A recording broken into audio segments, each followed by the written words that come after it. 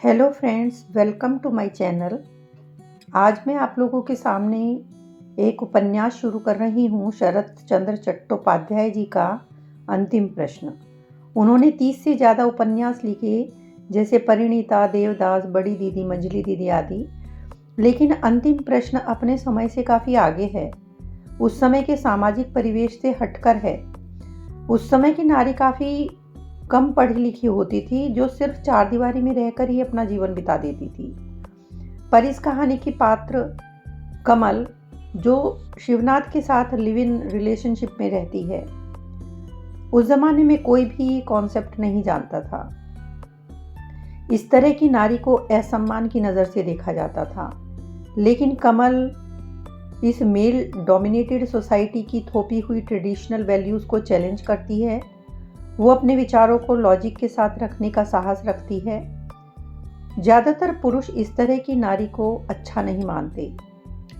शिवनाथ, जो अपनी पत्नी को धोखा देता है कमल के लिए, और कमल को धोखा देता है मनोरमा के लिए। इस कहानी का मुख्य डिस्कशन का सेंटर आशुतोष बनर्जी या आशु बाबू का घर है, जो एक वृद्ध हैं जिनकी स्त्री का निधन हो चुका है। ये नॉवल काफ़ी बोल्ड विषय पर आधारित है। मुझे ये अच्छा लगा तो मैंने सोचा ये आप लोगों के साथ शेयर करना चाहिए।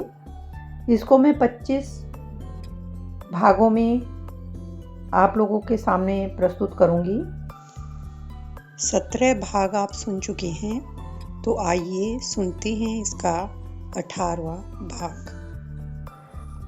लगभग 1 महीना बीत चुका है। आगरा में महामारी शांत हो गई है। कहीं कहीं 2-1 नए केस के बारे में सुनने में आ जाता है, मगर चिंता वाली बात नहीं है। कमल कमरे में बैठी सिलाई कर रही थी। हरेंद्र ने प्रवेश किया। उसके हाथ में एक पोटली थी। पास ही ज़मीन पर रखकर बोला, आप जितनी मेहनत कर रही हैं उसे देखकर कहने में शर्म आती है, मगर लोग इतने बेहया हैं कि मिलते ही पूछते हैं, बन गया? मैं स्पष्ट उत्तर देता हूँ कि देर है। ज़रूरी है तो बताइए, कपड़े लौटा दूँ? मगर मज़े की बात यह है कि आपकी बनाई हुई चीज़ जिसने भी एक बार पहन ली, वह कहीं और जाना नहीं चाहता।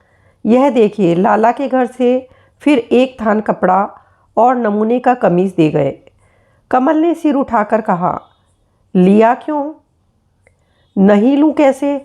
मैंने कहा 6 महीने से पहले नहीं होगा। बोला 6 महीने के बाद में तो होगा। यह देखिए, सिलाई तक दे गया है। यह कहकर उसने पॉकेट से कुछ रुपए निकालकर कमल के सामने रख दिए। कमल बोली, इतना ज़्यादा ऑर्डर आता रहा तो मुझे किसी को रखना पड़ेगा। यह कहकर उसने पोटली खोलकर वह कमीज़ देखकर कहा, यह तो किसी बड़ी दर्जी से सिला है। मैं ऐसा नहीं सिल सकती, महंगा कपड़ा ख़राब हो जाएगा। आप इसे लौटा दीजिए। हरेंद्र विस्मय प्रकाश करके बोला, आपसे बड़ा कारीगर यहाँ कोई है क्या? यहाँ न सही कलकत्ते में तो है, वहीं भेज दीजिए। नहीं नहीं, ऐसा नहीं होगा। आप जैसा सिल सकती हैं सिल दीजिए। नहीं होगा हरेन बाबू, होता तो ज़रूर करती। यह कहकर वह अचानक हंसकर बोली, अजीत बाबू बड़े आदमी हैं, शौकीन हैं। कुछ भी बना देने पर वे क्या पहनेंगे? बेकार में कपड़ा ख़राब करके कोई फ़ायदा नहीं, आप लौटा दीजिए। हरेंद्र चौंक कर बोले, आपको कैसे पता चला कि यह है अजीत बाबू का? कमल बोली, मैं हाथ देख समझ सकती हूँ। महंगा कपड़ा, सिलाई भी अग्रिम, और 6 महीने देरी भी चलेगी। हिंदुस्तानी लाला जी इतने बेवकूफ़ नहीं हैं। हरेन बाबू, उनसे कहिएगा, उनके कपड़े बनाने की योग्यता मुझ में नहीं है। मैं सिर्फ गरीबों के सस्ते कपड़े तैयार कर सकती हूँ, यह नहीं। हरेंद्र मुश्किल में पड़ गया। अंततः बोला, उनकी बड़ी इच्छा है, मगर कहीं आपको पता चल जाए, कहीं आपको यह न लगे कि हम आपको कुछ देने की कोशिश कर रहे हैं। इसी डर से मैंने कई बार मना किया। मैंने उनसे यह भी कहा कि सस्ता सा कपड़ा खरीद कर दे दें, मगर वह नहीं माना। कहने लगे, यह मेरे रोज़ के पहनने का कमीज़ नहीं होगा। यह कमल के हाथों से बना हुआ इसे विशेष दिन ही पहनूंगा, इसे संभाल कर रखूंगा। इस दुनिया में उससे ज़्यादा आदर शायद आपका कोई नहीं करता। कुछ समय पहले ठीक इससे विपरीत बात शायद सभी ने सुनी थी। क्यों? थोड़ी कोशिश करेंगे तो आपको याद आ जाएगा। याद करिए ज़रा। उस दिन की तो बात है। हरेंद्र को सब कुछ याद है। शर्मिंदा होकर बोला, झूठ नहीं कह रही आप, मगर उस दिन की बात अगर जांची गई तो मैं भी कहाँ रहूँगा? कमल ने पूछा। राजन का कुछ पता चला? हरेंद्र समझ गया कि यह बातें उस दिन की तरह आज भी स्थगित हो गईं। बोला, नहीं, अभी कुछ पता नहीं चला। भरोसा है कि आएगा, तभी पता चलेगा। कमल बोली, मैं तो बस इतना जानना चाहती थी कि पुलिस ने तो नहीं पकड़ लिया। यही पता लगाने के लिए कहा था आपसे। हरेंद्र बोला, यह तो पता लगा लिया है, अभी तक तो वहाँ नहीं है। सुनकर कमल निश्चिंत तो नहीं हो पाई, मगर कुछ हल्का महसूस किया। उसने पूछा, वे कहाँ गए हैं, कब गए? मोचियों के मोहल्ले में जाकर खोज करने पर क्या पता नहीं चलेगा? हरेन बाबू, मैं जानती हूँ आप उनसे बहुत स्नेह करते हैं। मेरे प्रश्न आपको शायद बेकार लगेंगे, मगर कुछ दिनों से मैं इससे ज़्यादा कुछ सोच ही नहीं पा रही। मेरी हालत ही ऐसी हो गई है। यह कहकर वह इतनी व्याकुल होकर देखने लगी कि हरेंद्र को बहुत आश्चर्य हुआ, मगर अगले क्षण ही वह पहले की तरह सिलाई करने लगी। हरेंद्र चुपचाप खड़ा रहा। इस समय उसके मन में बहुत सारे प्रश्न आ रहे थे। कौतूहल की सीमा नहीं थी। मुंह से बात बाहर भी नहीं आना चाहती थी, मगर वह खुद को संभाल लेता। वह स्थिर नहीं रह पा रहा था। इस जिज्ञासा का क्या फल होगा? इस तरह 5-7 मिनट बीतने के बाद कमल ने ही बात शुरू की। सिलाई का काम छोड़कर लंबी सांस लेकर बोली, आज और नहीं। यह कहकर चेहरा उठाया तो चौंक कर बोली, यह क्या, आप खड़े हैं? कुर्सी लेकर बैठे भी नहीं? आपने बैठने के लिए कहा ही नहीं। ठीक है, मगर कहूँगी नहीं तो बैठेंगे नहीं क्या? नहीं, बिना कहे बैठना उचित नहीं। मगर खड़े रहने के लिए तो नहीं कहा, फिर खड़े क्यों हैं? अगर ऐसा है तो मेरा खड़ा रहना उचित नहीं है, गलती मानता हूँ। सुनकर कमल हंसी। तो मैं भी गलती मानती हूँ, इतनी देर अनमना रहना मेरी गलती है। अब बैठिए। हरेंद्र कुर्सी खींचकर बैठ गया। अचानक कमल गंभीर हो गई। कुछ सोचकर बोली, देखिए हरेन बाबू, असल में इसमें कुछ भी नहीं है। यह मैं भी जानती हूँ और आप भी। फिर भी लगता है यह जो बैठने के लिए कहना भूल गई, इतना आदर अतिथि का करना चाहिए। नहीं किया, कितनी भी घनिष्ठता हो, फिर भी आपको यह ठीक नहीं लगा। नहीं नहीं, आप नाराज़ हुए ऐसा नहीं कहती, फिर भी मन में लगती हैं ये बातें। यह संस्कार जाकर भी जाना नहीं चाहता, कहीं न कहीं रह ही जाता है ना? हरेंद्र को इसका तात्पर्य समझ नहीं आया। आश्चर्य से देखता रहा। कमल कहने लगी, इससे दुनिया में कितना अनर्थ होता है और इसी को लोग सबसे ज़्यादा भूलते हैं, है ना? हरेंद्र ने पूछा, यह सब मुझसे कह रही हैं या खुद से?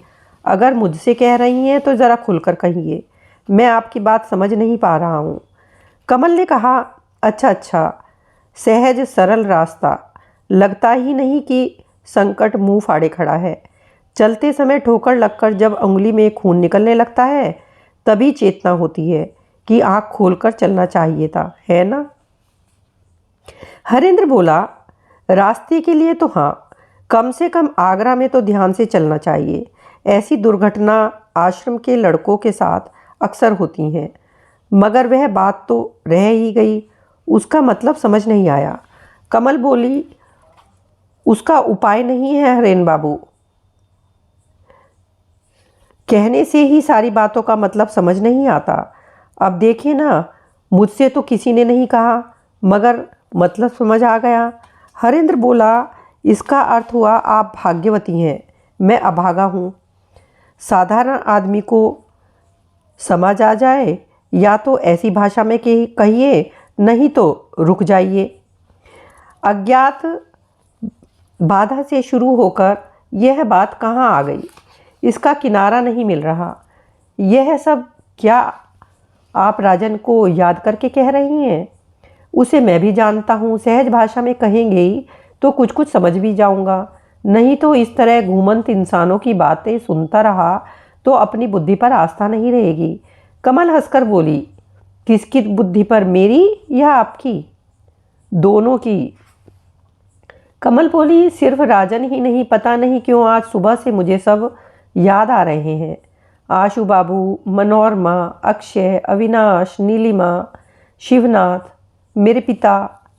हरेंद्र ने रोका, नहीं यह नहीं चलेगा। आप फिर गंभीर हो गई। आपके माता पिता स्वर्ग जा चुके हैं, लेकिन उन्हें लेकर खींचातान करना मुझसे सहन नहीं होता। जो जीवित हैं उनकी बातें आप राजन की बात कर रही थी, कहिए ना, मैं सुनूंगा। वह मेरा मित्र है, उसे जानता हूँ, प्यार करता हूँ। मुझ पर विश्वास रखें, मैं आश्रम चलाऊँ या कुछ और करूँ, आपको धोखा नहीं दूंगा। मुझे भी प्यार की बातें सुनना अच्छा लगता है। कमल की गंभीरता अचानक हंसी में बदल गई। बोली, सिर्फ दूसरों की बातें सुनना अच्छा लगता है, उससे ज़्यादा नहीं? हरेंद्र बोला, मैं ब्रह्मचारियों का पंडा हूँ, अक्षय को पता चल गया तो मुझे मार देगा। सुनकर कमल फिर हंसी, बोली, नहीं वह नहीं मारेगा, मैं उपाय कर दूंगी। हरेंद्र सिर हिलाकर बोला, नहीं कर सकती। आश्रम छोड़कर भाग भी गया तो भी मेरा पीछा छूटने वाला नहीं। अक्षय ने जब एक बार मुझे जान लिया है, तब मैं जहाँ भी जाऊँ वह मुझे सतपथ पर रखेगा ही। आप अपनी कहें, राजन को भूल नहीं पा रही? फिर वहीं से शुरू कीजिए। किस तरह उस आवारा लड़के को इतना प्यार करने लगी, सुनने की इच्छा होती है। कमल बोली, यही प्रश्न मैं बार बार खुद से भी करती हूँ। पता नहीं चलता। नहीं, पता चलने की बात भी नहीं है, और यह सत्य है, मुझे विश्वास भी नहीं होता। क्यों विश्वास नहीं होता? छोड़िए, लग रहा है मैंने पहली बार भी एक बार कहा है, मगर और भी अच्छा कैंडिडेट है। कोई फैसला लेने से पहले उनके केस पर थोड़ी नज़र डालिएगा, इतना ही निवेदन है। मगर अनुमान के भरोसे केस का विचार नहीं होता हरेन बाबू, साक्ष्य प्रमाण हाजिर करने होते हैं। यह कौन करेगा? वह खुद ही करेंगे। साक्ष्य प्रमाण लेकर तैयार ही है, पुकारते ही हाजिर हो जाएंगे। कमल ने उत्तर नहीं दिया, उसकी ओर देखकर हंस दी। उसके बाद सिलाई के कपड़ों की तह बनाकर उन्हें बैत की टोकरी में रखकर उठ खड़ी हुई। बोली, शायद आपकी चाय का समय हो गया है हरेन बाबू, मैं बना कर लाती हूँ, आप बैठिए। हरेंद्र बोला, बैठा ही हूँ, मगर जानती है ना कि चाय पीने का समय असमय कुछ नहीं है। मिलती है तो पी लेता हूँ, नहीं मिलती तो नहीं पीता। उसके लिए कष्ट करने की ज़रूरत नहीं है। एक बात पूछूं? हाँ हाँ। बहुत दिनों से आप कहीं गई नहीं, जानबूझकर या यूं ही? कमल चौंक कर बोली, यह तो मैंने सोचा ही नहीं। तो फिर चलिए ना, आज आशु बाबू के घर घूम कर आते हैं, वह बहुत खुश होंगे। जब वो बीमार थे तब आप गई थी, अब ठीक हो गए हैं। बस डॉक्टर ने मना किया है, इसीलिए बाहर नहीं निकलते, नहीं तो शायद खुद ही यहाँ आ जाते। कमल बोली, उनके लिए आना बड़ी बात नहीं, मुझे जाना चाहिए था, मगर काम के झमेले में जा ही नहीं पाई। गलती हो गई, तो आज ही चलिए, मगर शाम होने दीजिए। आप बैठिए, मैं जल्दी से एक प्याली चाय की ले आती हूँ। यह कहकर वह बाहर चली गई। शाम के समय दोनों बाहर गए। हरेंद्र बोला, थोड़ी और पहले चलते तो अच्छा होता। कमल बोली, नहीं, कोई जान पहचान वाला देख लेता। तो क्या, मैं यह सब नहीं सोचता, मगर मैं अब सोचती हूँ। हरेंद्र ने इसे मजाक सोचा। बोला, मगर वह जानने वाले लोगों को अगर पता चले कि आजकल आप मेरे साथ अकेले जाने में संकोच करती हैं, तो वह क्या सोचेंगे? आपको लगता है कि मैं मजाक कर रही हूँ? मगर आपको जो जानता है वह और क्या सोचेगा, बताइए। इस बार कमल चुप रही। उत्तर न पाकर हरेंद्र बोला, आज आपको क्या हुआ है पता नहीं, कुछ समझ नहीं आ रहा। कमल बोली, जो समझने वाली बात न हो उसे न समझना ही अच्छा। राजन को भूल नहीं पाई, यह सबसे ज़्यादा महसूस होता है। जब आप आते हैं उसे आश्रम में जगह नहीं मिली, मगर वह पेड़ के नीचे भी रह लेता, बस मैंने ही रहने नहीं दिया, आदरपूर्वक ले आई थी। घर आया मगर मन को कहीं भी बांधा न मिली, हवा प्रकाश की तरह खाली पड़ा रहा। पुरुष के मन का एक नया परिचय मिला। वह परिचय भला था या बुरा, सोचने का समय नहीं मिला, शायद समझने में देर लगेगी। हरेंद्र बोला, यह बड़ी सांत्वना की बात है। सांत्वना क्यों? पता नहीं। दोनों चुप हो गए। दोनों ही अनमने भाव से पैदल चलने लगे। शायद हरेंद्र ने जानबूझकर लंबा रास्ता लिया था। वह जब आशु बाबू के घर पहुंचे तब शाम बीत चुकी थी। खबर भेजकर कमरे में जाने की ज़रूरत नहीं थी, मगर 5-6 दिन से हरेंद्र आ नहीं पाया था, इसलिए नौकर ने से पूछा, बाबू कैसे हैं? वह प्रणाम करके बोला, हाँ ठीक हैं। अपने कमरे में ही है क्या? नहीं, ऊपर वाले कमरे में बैठकर सब बातें कर रहे हैं। सीढ़ियाँ चढ़ते चढ़ते कमल ने पूछा, सब कौन? हरेंद्र बोला, और भी शायद कोई, क्या पता। पर्दा हटाकर कमरे में प्रवेश करते ही वह चौंक गए।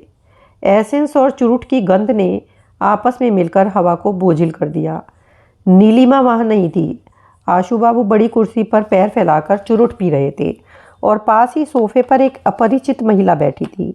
कमरे की कठोर हवा जैसे कठोर भाव था उसका। बंगाली है मगर बंगला में बात नहीं कर रही थी, शायद आदत न हो। हरेंद्र और कमल जब कमरे में आए थे तो उन्होंने उसे अंग्रेजी में बोलते हुए सुना था। आशु बाबू ने नज़रें उठाकर देखा।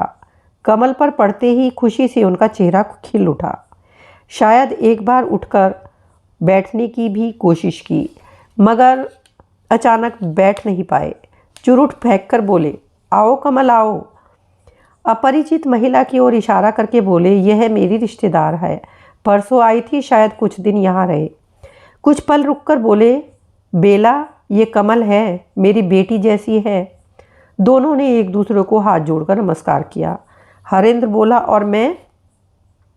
ओहो हो, हाँ, ये हरेंद्र हैं, प्रोफेसर अक्षय के परम मित्र। बाकी परिचय बाद में, चिंता मत करो। हरेंद्र कमल को बुलाते हुए बोले, मेरे पास आओ कमल, तुम्हारा हाथ पकड़कर थोड़ी देर चुपचाप बैठता हूँ, इसके लिए कुछ दिनों से प्राण छटपटा रहे हैं। कमल मुस्कुराती हुई उनके पास जाकर बैठ गई और दोनों हाथ बढ़ाकर उनका मोटा भारी हाथ अपनी गोद में रख लिया। आशु बाबू ने स्नेहपूर्वक पूछा, भोजन करके आई हो ना? कमल सिर हिलाकर बोली, नहीं। आशु बाबू ठंडी सांस लेकर बोले, जानकर भी क्या फ़ायदा, तुम्हें इस घर में खिला नहीं सकता ना। कमल चुप रही।